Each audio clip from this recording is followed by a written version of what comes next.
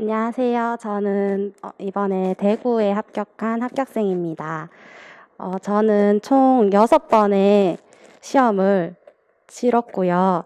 그리고 2번은 1차도 합격하지 못했는데 4번은 1차는 다 합격했고 이번에 최종으로 합격했습니다. 그래서 육수입니다.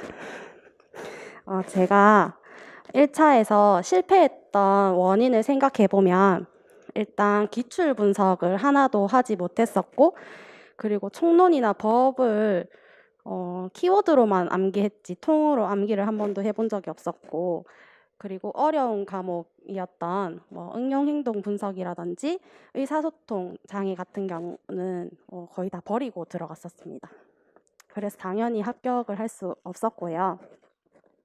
근데 이제 2017년도부터는 제가 1차에 합격할 수 있었던 것은 제가 좋은 스터디원을 만난 덕분이었는데요. 그 스터디원이랑 함께 이제 공부 방법을 조금 바꿨었어요. 그래서 기출 분석도 했었고, 그리고 총론이랑 법을 통암기를 시작했어요. 그리고 작은 과목들도 하나도 놓치지 않고 전 과목을 보고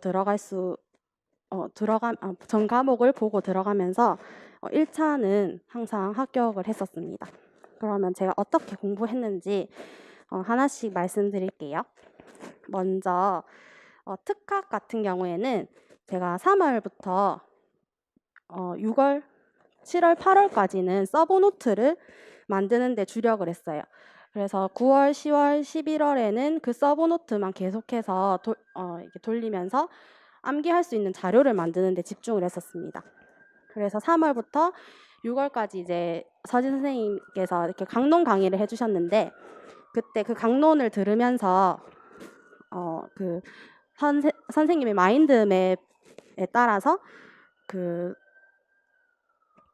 서브노트를 만들기 시작했어요. 그래서 서브노트를 만들 때는 기출 문장이랑 그리고 그 강론에서 선생님이 말씀해 주신 주요 부분만 이것만이라도 외우고 들어가자 해서 최대한 축약해서 넣었고요. 그리고 서브노트에 기출 문장을 넣을 때는 저만의 색깔을 정해서 그 서브노트에다가 담았습니다. 제가 뒤쪽에 2페이지에 보면 제 서브노트를 조금 담아놨는데요. 육개음 검사는 제가 서브노트에다가 담다 보니까 엄청나게 많이 나왔다는 것을 한눈에 볼 수 있었어요. 그리고 초록 색깔로 저는 표시를 했었는데, 제가 밑줄 그은 부분이랑 표시해둔 부분은 다 기출 문장입니다. 그래서 이렇게 기출 문장을 줄글로 표시하고 색깔로 표시했을 때 장점은 90, 11월에 중요한 것을 한눈에 파악할 수 있었어요. 그래서 기출 문장에 줄글로 되어 있는 것은 이제 13년도부터는 그 주관식으로 바뀌었죠. 그래서 그 주관식에 답으로 넣어야 하는 것은 밑줄로 긋고, 그리고 그 객관식부터 계속 그 문제가 나올 때 키워드로 등장하는 것들은 이제 초록 색깔로 다 표시를 해두었어요. 그러면 이것들이 답을 적을 때 키워드 근거가 될 수 있다고 생각해서 이렇게 만들었었습니다. 그래서 이제 90, 11월에만 이것을 외운 것은 아니고요. 3월부터 6월 달까지는 4명에서 함께 스터디를 하면서 그 인출 스터디도 같이 병행했어요. 그리고 기출도 같이 분석하면서 그 기출 문장을 넣고 하는 스터디도 함께 했었습니다. 그래서 통암기는 제대로 안 됐지만 그래도 그 흐름이나 키워드 정도는 제가 기억을 할 수 있었어요. 그리고 90, 11월에는 이제 7, 8월 달에는 이제 선생님께서 그 영역별로 그 정리를 해주시는데, 그때 제가 서브노트에 차마 못 넣었던 부분이라든지 새로운 강론이 있었을 때는 7, 8월 달까지만 서브노트에 추가를 해서 넣었어요. 그리고 이제 90, 11월에는 그 완성된 서브노트를 가지고 계속 반복해서 인출하고 암기하고 했었습니다. 그래서 특학은 이렇게 하고요. 그리고 제가 공부하면서 가장 효과가 좋았던 건데요. 저는 그 A4 용지에 반만한 노트를 만들었었어요. 그래서 그 안에는 법이랑 총론, 그리고 점자, 그다음에 DSM-5, UDL이랑 캐스트, 그다음에 사전과 평가의 진단 도구, 청각 장애 검사 파트, 그다음에 단일 대상 연구 같이 이렇게 작은 것들을 다 모아서 작은 서브노트로 만들었어요. 그래서 그것을 짜투리 시간을 활용해서 매일매일 보는 방법을 활용했었습니다. 그래서 법 총론 같은 경우에는 3월부터 시험 치기 직전까지 제가 계속 꾸준하게 했었어요. 이게 암기가 한 번 되었다고 해도 사람은 망각의 동물이기 때문에 이게 끝까지 시험 직전까지 가지고 갈 수 없거든요. 한 번 외운 거를. 그래서 이거는 시험장에 가서도 법이랑 총론만 볼 수 있게끔 만들었고, 그리고 이거 어떻게 공부를 했냐 하면 법과 총론은 이제 10분 동안 총론 통암기, 그다음에 10분 동안 구두 인출을 하고, 그다음에 법을 10분 동안 통암기하고 10분 동안 구두 인출을 했어요.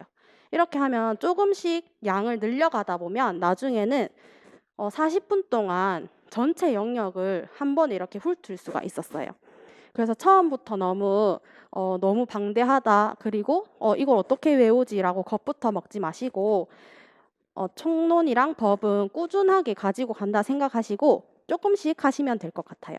그래서 저는 처음에는 총론은 5줄부터 시작했고 법은 한 조씩만 외우기 시작했어요. 물론 통암기로 했습니다.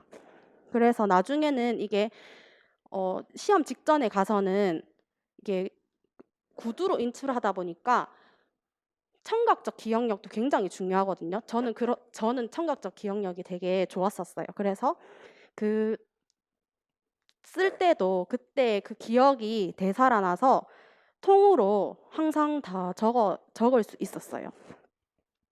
그래서 이 방법은 제가 진짜 추천드리는 방법입니다. 그리고 이제 시각장애를 공부하다 보면 양이 진짜 많잖아요. 근데 그 중에서 점자가 정말 조금 힘들고 꾸준히 해야 된다고 저는 생각을 했어요. 그래서 점자도 매일매일 했는데 이것도 뭐 크게 시간 투자하지 않고 매일매일 하다 보니까 점자는 그냥 일상생활에서도 보이는 거를 바로바로 읽을 수 있었고, 문법도 계속 그 일상생활 속에서도 계속 떠오를 수 있었어요. 그 방법은 이제 밴드 스터디를 활용하는 것이었는데요. 저는 짝으로 했는데 3명에서도 해봤는데 짝 아니면 3명에서 하는 게 가장 좋았던 것 같아요. 그래서 매일매일 한 사람이 매일매일 모두가 한 문제씩 문제를 올리고 그날 밤 전까지 그 한 문제만 풀도록 하는 거예요. 근데 이때 문제를 낼 때는 기출이 가장 중요하다고 생각을 해서 기출 형식으로 문제를 출제를 해봤었어요. 그래서 기출에는 이제 아버지라는 글자를 이제 바르게 표기하시오라는 문제 형식도 있었고, 그리고 그 점자를 제시해주고 이것을 한글로 읽어봐라라는 문제 형식도 있었고, 그리고 이제 그 문제에 점자를 찍어놓고 잘못된 문법을 찾아서 알맞게 고쳐 쓰시오라는 형식의 기출 문제 형식이 이렇게 있었어요. 그래서 저는 점자를 쓸 때도 이제 숫자로 표기하는 것도 있었거든요. 그래서 이러한 방식을 계속 바꾸어 가면서 문제를 냈고, 계속 이렇게 문제를 내다 보면 문제를 낼 때 문법적 요소를 생각할 수밖에 없고, 그리고 그 문법적 요소를 매일매일 보지 않더라도 이제 익숙해지게 되더라고요. 그래서 저는 점자는 이런 밴드 스터디를 활용해서 문제를 출제를 했었습니다. 그리고 제가 또 작은 노트에 들어가 있었던 DSM-5나 UDL 캐스트나 진단도구, 청각 검사 파트, 그리고 단일 대상 연구는 5개잖아요. 그래서 이것도 이제 매일 자기 전에 30분만 투자를 했었어요. 처음에는 근데 1시간도 했었고 점점 하다 보니까 이제 30분으로 줄어들게 되었는데 이것도 짝스터디로 전화로 했었어요. 그래서 15분 동안 그 영역을 정해 놓고 그 범위 안에서 암기를 하고 인출을 했었습니다. 이렇게 하다 보면 이런 작은 것들도 하나도 놓치지 않고 이제 다 보고 들어갈 수 있었고 작은 시간을 활용해서 많은 효과를 얻을 수 있었던 것 같습니다. 그리고 제가 이거는 이제 3월 달부터 그 90, 11월까지 계속 꾸준히 했던 거고요. 그리고 저는 이제 올해는 기간제를 병행하면서 했었어 가지고 이러한 방법이 계속 숙달되다 보니까 90, 11월에 했을 때 금방 이제 기억이 나더라고요. 그리고 마지막으로 제가 말씀드리고 싶은 거는 서진 선생님의 모의고사를 진짜 적극적으로 활용하셨으면 좋겠어요. 이제 3월 달부터 8월 달까지는 자신만의 공부 방법을 찾고 그 다음에 서브노트를 만들고 그 90, 11월을 준비하는 기간이라고 생각하시면 되고 이제 9월 달부터는 모의고사를 시작하면서 이제 실전 연습을 한다고 생각하시면 좋을 것 같아요. 그래서 서진 선생님께서는 이제 모의고사를 항상 그 매주마다 등수를 매겨주시고 첨삭을 해주셨거든요. 그래서 저는 이걸 어떻게 활용을 했냐면 이제 모의고사의 등수에 너무 연연해 하지 않았어요. 왜냐하면 이거는 전국의 학생을 대상으로 하는 것도 아니었고 그리고 모의고사는 모의고사일 뿐이지 현장에 제가 실제로 시험이 아니기 때문에 이것을 좀 잘 활용하자라고 생각을 했고 등수에 연연해 하는 순간 약간 나락으로 빠지게 돼요.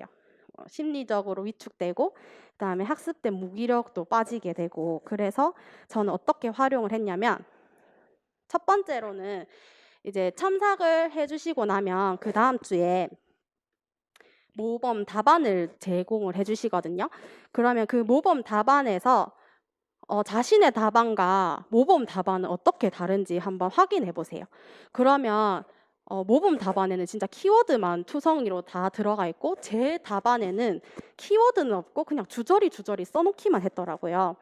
그래서 모범 답안에서 그 답안 작성하는 방법을 확인하고 그 다음 모의고사에서 그 답안을 이제 내가 어떻게 녹여낼 건지 이제 그 다음 모의고사에서 적용을 해보시는 거예요. 그렇게 하시다 보면 이제 임용 현장에 가서는 진짜 답안을 키워드 위주로 다 적으실 수 있고 그 다음에 물어보는 거에 대해서 정확하게 적을 수 있는 스킬이 생겼던 것 같습니다.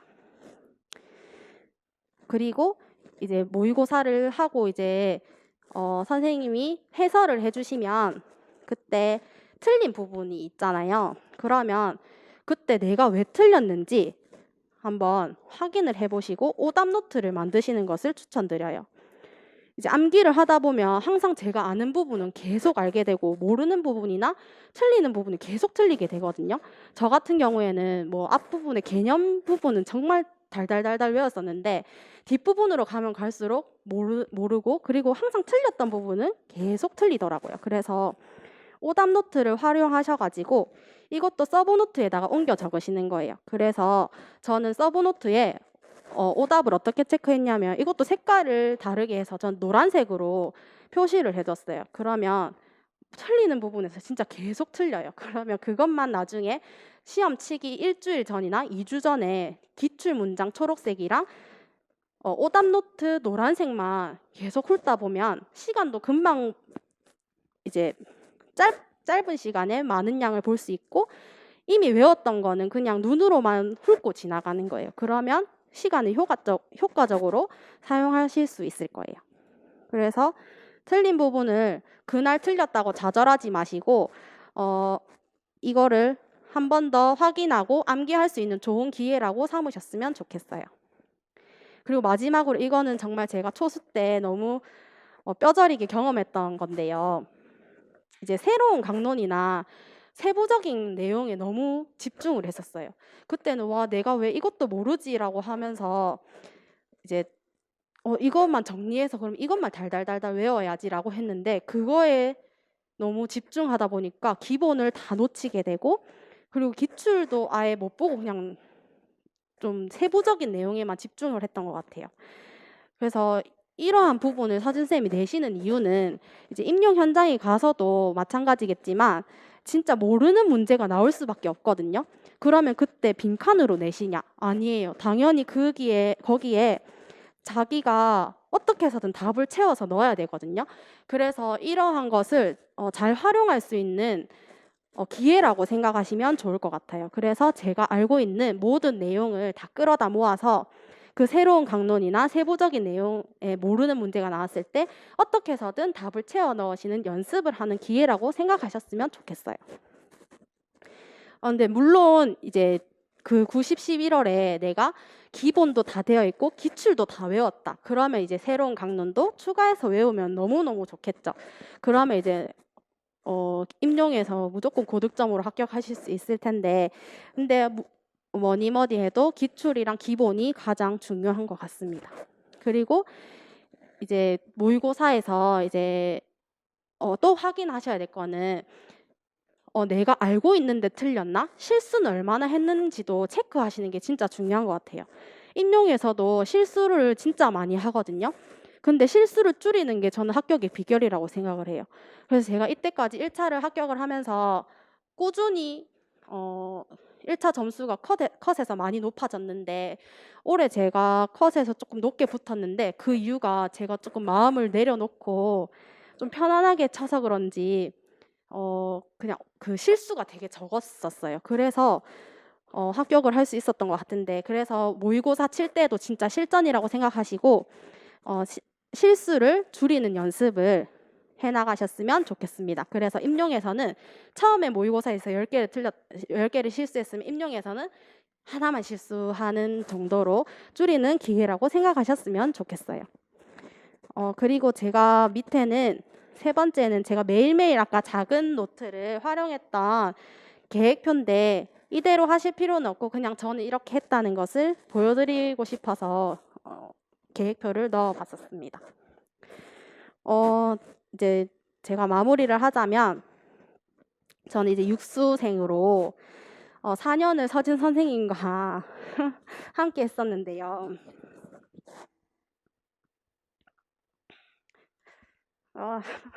올인하면서 좀 많이 힘들었었는데 서진 선생님이 진짜 항상 응원해 주시고 기다려 주셔가지고 저는 여기까지 올 수 있었고 그리고 정말 좋은 스터디원들을 많이 만났었어요. 그래서 이제 좋은 스터디원을 만나려면 자신도 좋은 스터디원이 되어야 된다고 생각을 해요. 그래서 임용에 도전하시는 선생님들이 나중에 또 교사가 되실 분들이잖아요. 그러니까 그 좋은 스터디원이 되셔서 공부를 열심히 하셨으면 좋겠습니다. 그리고 제가 항상 공부를 하면서 좀 하기 싫을 때도 많고 진짜 포기하고 싶을 때가 진짜 많았거든요. 근데 그때마다 책상 앞에 이런 문구를 써놨었어요. 일단 하자. 그냥 하기나 하자.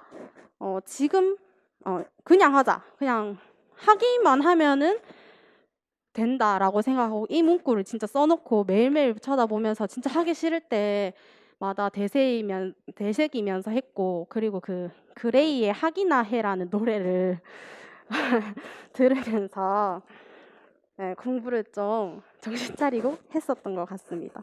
그리고 정말 하기 싫을 때는 그냥 쉬었어요. 체력적으로도 너무 많이 힘들고 마음적으로도 힘들고 지치실 때는 그냥 저는 쉬는 것도 추천드립니다. 그렇게 하다 보면 너무 놀았네. 그냥 다시 공부해야겠다라고 정신 차리고 다시 하게 되고 그리고 그 체력을 비축했던 게 또 나중에는 더 집중할 수 있는 계기가 되는 것 같아요. 그래서 이제 그 지적장애에 보면 학습된 무기력이라는 파트가 나오잖아요. 거기에 교수 지원 방법으로 보면 성공 경험을 제시하라고 나와 있죠. 저는 그거를 제가 몸소 느끼면서 정말 맞는 방법이라고 생각했습니다. 그래서 제가 많이 의지했던